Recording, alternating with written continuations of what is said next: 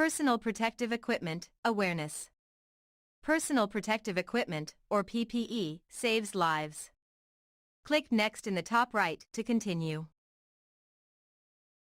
Today you will learn employer and employee requirements, the hierarchy of controls, the types and use of PPE, and how to determine which type of PPE is required based on your evaluation of a work environment. Employer requirements.